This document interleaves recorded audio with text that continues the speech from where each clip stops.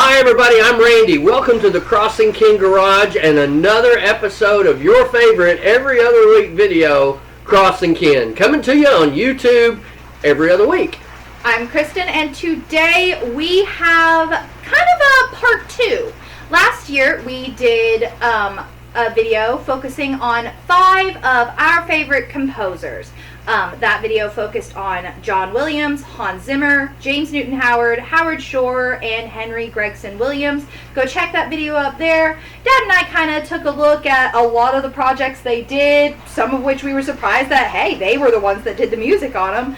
And we kind of just discussed what their music meant to us and their kind of styles that we've been able to parse from the movies that they've done, and how film scores are kind of my generation's classical music. But today we're looking at 5 more composers. We'll make this a full rounded 10 with our Colossal composers countdowns, if you will. So we're going to start it off with a composer that's actually fairly new to Dad and I. His name is Bear McCreary. His notable credits are the 2023 Disney Plus show, Percy Jackson and the Olympians. I watched that show. The score is truly amazing. Last Voyage of the Demeter, that's a horror movie that came out last year or the beginning of this year, something like that. Yeah. The TV show Outlander, as well as The Walking Dead. Rings of Power, we did a whole video on that, and we gave a huge shout out to Mr. McCreary's amazing score. The score in Rings of Power is, wow, chef's kiss. Paying a lot of homage to Howard Shore and his original Lord of the Rings trilogy and everything. He was the primary composer on the show Marvel's Agents of S.H.I.E.L.D. Woohoo! I love that show. He did Fantasy Island in 2020. The remake of the classic TV show. The remake of Who knew? The remake of Child's Play as well. He did the score for the 2019 movie Child's Play. Godzilla, King of Monsters. 10 Cloverfield Lane, The Cloverfield Paradox. He did 2 out of the, I think it's 3 Cloverfield movies now. Happy Death Day and its sequel, Happy Death Day to You, as well as 12 episodes of the TV show Human Target. Wow. These are obviously not all of his credits, but they're some of the ones that I recognized, for want of a better term. His scores are very wide-ranging. As you can tell from his credits, he does do a lot of horror-type scores, but when he's not in horror, when he's a little bit in his fantasy element with Agents of S.H.I.E.L.D. and Rings of Power, even the little bits I've heard of Outlander's theme, like, it's epic adventure, high fantasy, like powerful horns. Like, just listen to the Rings of Power album and you will hear how amazing Mr. McCreary can get with his backgrounds or with his scores. And also his like, he has a tendency, or at least in the Rings of Power album, he has a tendency to bring in a lot of choral, and the little bits on Agents of S.H.I.E.L.D., he sometimes has some choral in there as well, like some backing, like, vocals, and I don't know if that's him or somebody else doing it. Please let me know how choral arrangement works in conjunction with a score. But if it is his, then he does some beautiful choral arranging as well. Yeah. Again, we're not huge fans of the horror genre. But there are other things. Kristen elaborated on the fantasy realm, and he's done some popular, Human Target, 12 episodes of Human Target, more mainstream type shows as well. Well, next on our list is Henry Jackman, no relation to Hugh. That we know of. Don't expect Wolverine claws to come out of this guy as he's directing or anything. He is a prolific modern day composer who's done, we'll just run the list. A movie called Ron's Gone Wrong. It was an animated movie that I believe came out in 2022. Falcon and the Winter Soldier, the Marvel television show. Jumanji, Welcome to the Jungle. Jumanji, The Next Level. You see a theme there, perhaps. Detective Pikachu. Kong Skull Island. Wreck-It Ralph. Ralph Breaks the Internet. Kingsman, Secret Service. Kingsman, The Gold Circle. Captain America, The Winter Soldier. Captain America, Civil War. Big Hero 6. Captain Phillips. Puss in Boots, Winnie the Pooh in 2011. Monsters vs. Alien, G.I. Joe Retaliation, and X-Men First Class. So you can see he bends a little bit towards the superhero genre. Henry Jackman, another composer that if you'll wait for the end credits, that's one of those things that we tend to do anymore. Not just necessarily for the end credit scene, but we want to see who's done the music. See if there's a soundtrack available that just features the score. We have a passion for music around here in the Crossing King Garage. You may have noticed that. It's almost an addiction. Hi, I'm Randy, and I love music. Henry Jackman's scores also are very diverse. If you listen to his Jumanji scores, it's very clearly inspired by kind of Indiana Jones, Tomb Raiders scores. You know, it's high adventure type scores, lots of drums. Those dang Jumanji drums. Mr. Jackman, if you provided those dang Jumanji drums, congratulations, you provided the soundtrack for my nightmares. If you listen to his score for the Captain America movies, there's a lot of, like, for lack of a better term, patriotic horns. Sure. As well as specifically in the Winter Soldier, there's, like, espionage notes from, like, almost classic, almost noir. Like, in my head, Winter Soldier specifically has almost a noir type soundtrack. But then you go to, like, Big Hero 6, and it's whee! It's just fun. Yeah. But there's also some very gorgeous bits of score. I love that movie. Check out my Disney ranking if you want to see how much I love that movie. But then also Winnie the Pooh. And honestly, that score is the best part of that movie. I agree. It's absolutely precious. It's the only thing that stayed true to modern or to proper Winnie the Pooh. So we also did a rant on that in our Disney video. Don't get us wrong. We like the Winnie the Pooh movie from 2011. Okay. To an extent. But we like the live version with Ewan McGregor. Much better. Yes. Much better. And then X-Men First Class, it actually has more of the 60s, I'd say Man from U.N.C.L.E. kind of soundtrack or score with it. So, Henry Jackman, you are very diverse with your gorgeous scores. Moving right along, please forgive me if I mispronounce this man's name. I believe it is pronounced Michael Giacchino. Please tell me that I have pronounced that correctly. He, too, is kind of bending towards superheroes, but he is also a very eclectic score composer man because of some of the things on this list. Check it out. Werewolf by Night, the Marvel special from 2021, I believe. Thor Love and Thunder, Lightyear, all the Jurassic World films, The Batman, the MCU Spider-Man films, Coco, the Pixar movie, Rogue One. I apologize to you, Mr. Giacchino. We accidentally left you out of our score of Star Wars video back in Star Wars month. My most sincere apologies. That was my bad. I thought John Williams did the score for that because I saw it on his IMDb credits and I didn't look further. My bad. I apologize. We always take correction here at the Crossing King Garage when we're incorrect. Please Mea culpa. Help us. Fact check us. But anyway, he did the score for Rogue One, and that is an amazing score. Incredible score. The score for Doctor Strange, talk about a mind bed of a score. Yep. The score for Zootopia, he also did. We also have Fringe, Lost, Alias, Alcatraz. So 4 J.J. Abrams shows. Are you detecting a pattern? Yeah. Mr. Giacchino and Mr. Abrams must be friends. It's a good partnership too, though, because the music really does. Especially Lost was just the music really became a part of that, the nuances of the what the heck is going on here. And the theme song for Fringe is low key one of my favorite television theme songs. It's a good song. Good. He also has Mission Impossible 3 as well as Mission Impossible Ghost Protocol. Up.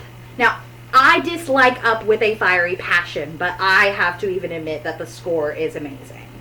The new Star Trek films, the Chris Pine Star Trek films, he did the score for those. Cloverfield. I think Cloverfield is the first movie in the Cloverfield films, so he did the first one, and I think Vera McCreary did the 2 sequels. Correct me if I'm wrong. I've never seen the Cloverfield films. Ratatouille. That's a better Pixar film. The Incredibles films, both 1 and 2.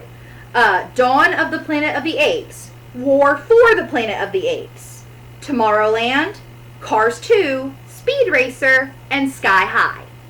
So a wide diversity, very wide, and that's one of the things that so many of the composers on our previous list, as well as on this list, they just have such a wide range. I guess that's the best way of putting it. That's what makes their music so appealing, is that they don't get necessarily lockstep in with a specific thing. When you go and hear a John Williams score, you know that it's John Williams. Now, don't get me wrong. He is very diverse as well, because you go from Star Wars to Jurassic Park to Superman to Harry Potter. The first 2, yes. So I mean, Hedwig's theme at least. And you see, even when you know that it's a John Williams score, you begin to understand the vastness of how their musical mind operates. And all of the composers on this list are exactly the same way. What gets me with Mr. Giacchino, he goes from Doctor Strange to Ratatouille to Fringe to Sky High. Like, my dude. Music. You can't beat it. Oh, you're awesome. You are awesome, Mr. Giacchino. So the next artist on our list, and a couple of things. Kristen mentioned Star Trek and Mission Impossible. You have to go back and understand that one of the things that these composers have to do is take the original themes. Star Trek, Alexander Courage. I can't remember the gentleman from Mission Impossible. Dun, dun, dun, dun, dun, dun. You have to have those themes kind of as your foundation to jump off from. And these guys do an incredible job of doing just that. That in and of itself makes them a part of our list. Now, another guy who has done something similar to that is Alan Silvestri. He is a guy from my generation. Alan Silvestri was all over movies back in the late 70s, early 80s, even into the early 90s. And I was surprised when doing research for this how many scores he is still doing. Look at the list. Here's the list of his credits. All of the Back to the Future, okay, the Avengers, Infinity War and Endgame, Ready Player One, Night at the Museum films, Flight, Captain America the First Avenger, The A-Team, Polar Express, showing that diversity, Van Helsing, Lilo and Stitch, the Stuart Little films, Red 2, The Parent Trap from 98, Volcano, Forrest Gump. Now, again, let me stop there for just a second. Yes, there is the double CD of the Forrest Gump soundtrack, and there's only one Alan Silvestri track. Is it the feather? It's Gump's theme. Yeah. Forrest's theme or something like that. With the feather. But if you go and I think the score is available to purchase from Forrest Gump. It is one of those that really needs to be a companion piece. Though somebody needs to package the score as well as that awesome musical history soundtrack that you get from popular music that is the Forrest Gump. But Alan Silvestri, the underscore music, just decade after decade after decade as you go through Gump's life, is just spot on. Absolutely perfect. It's like a combination of wholesome and melancholy. It is. It's epic. He also did The Bodyguard, Whitney Houston and Kevin Costner.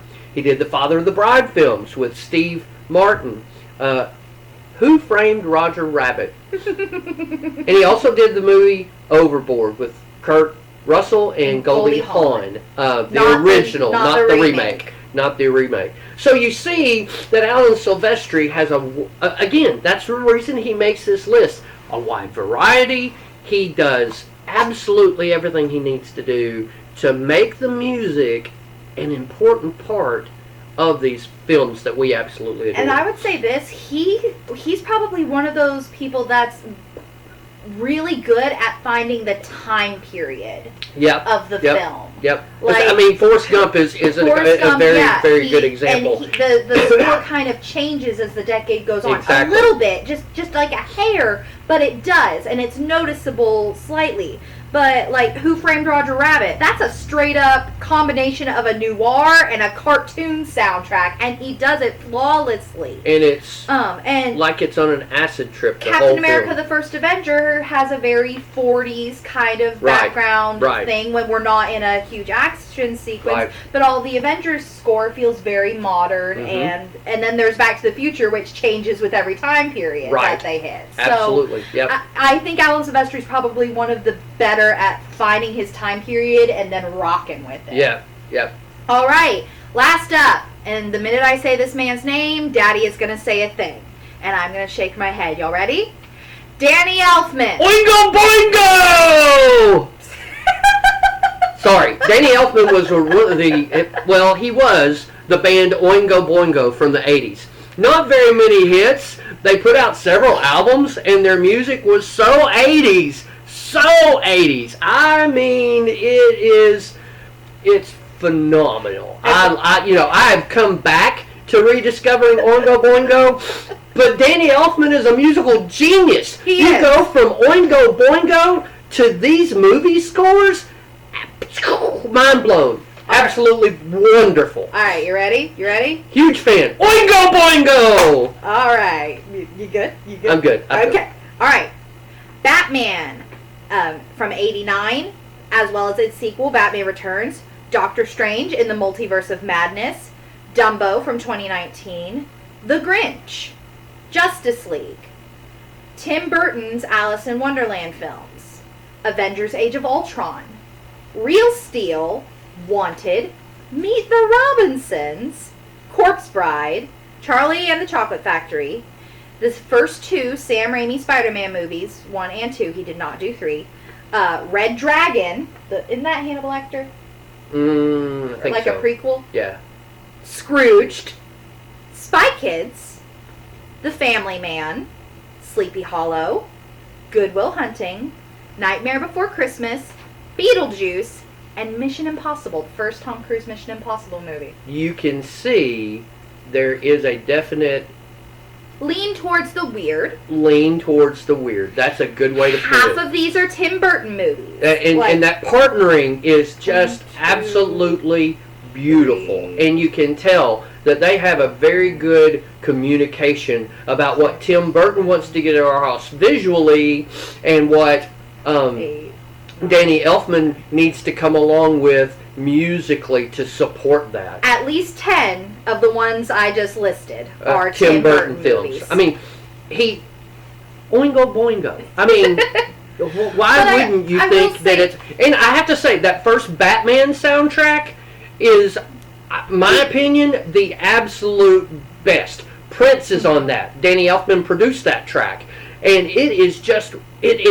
it matches that Michael Keaton Batman film better than anything. That was the reintroduction to Batman to 80s and 90s film goers. Mm-hmm. We saw this before we had children, and absolutely, Michael Keaton was wonderful in it. Absolutely wonderful. The female lead, I'm not really that impressed with her ever. Jack Nicholson was delicious in this movie, and the Danny Elfman score is really what takes the cake, and to the point that the bum bum bum bum bum or something like that is what is now very heavily associated with Batman. Well, and Danny Elfman took these actors, their roles. The reason I mention those guys is that he took who they were on screen and wrote music to support that character. Yeah. And he probably writes best for Johnny Depp. For Johnny Depp characters. More than likely. With the exception of Hans Zimmer for Jack Sparrow's themes, which he had to borrow from Klaus Blaudet, I think is how you say the original composer of Pirates.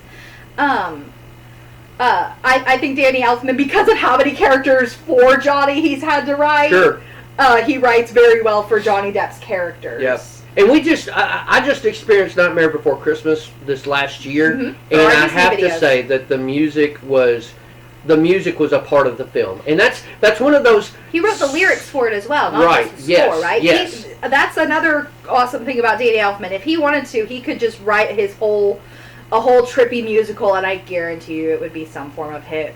It would be some form of hit. Boingo, boingo, baby. Write a rock opera, Danny Elfman. I'd be there for it. Absolutely. Write a rock opera. Have Hugh Jackman and Johnny Depp stars. We need a new That'd be concept awesome. album by Oingo Boingo, Mr. Elfman. Bring it. One last thing I want to say about Danny Elfman. He also is really good with the sentimental themes Sure. in his movies.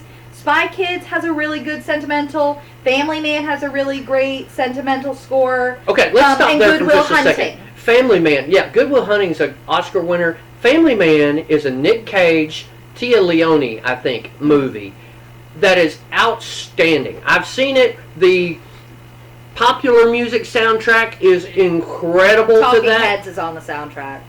Well, that gives you a little bit of, an idea. But it's one of those films that I really want to now go back and revisit because of Danny Elfman's score and just listen for those oingo boingo nuances all the way through. But it does. Again, it has a great popular music soundtrack. Go check that out. Nicolas Cage, I believe Tia Leone, on that film. A phenomenal film. I think we should have included on our underrated films list. Check that out over there. Okay, underrated films. We just released that not too long ago, and add the Family Man to that list. I love that film. 21 now. Yep, 21 now.